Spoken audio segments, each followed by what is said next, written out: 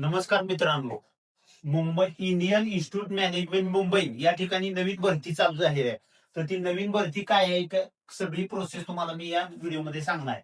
तर IIM Mumbai recruitment 2026 यामध्ये total post 7 आहे.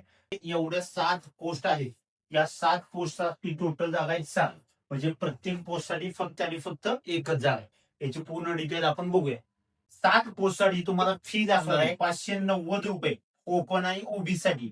आणि SC, ST आणि PWD साठी काय असणार आहे, 0 फी असणार आहे. त्यानंतर जॉब लोकेशन मुंबई असणार आहे.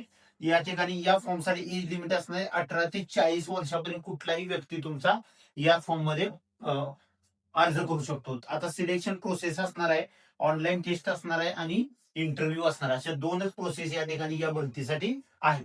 एवढ्या 2 प्रोसेस झाले की तुम्ही भरती होऊ शकता, म्हणजे सिलेक्शन होणार आहे. त्यानंतर असणार आहे स्टार्ट डेट 18 फेब्रुवारी 2026 पासून हे फॉर्म चालू होणार आहेत, म्हणजे आजपासून.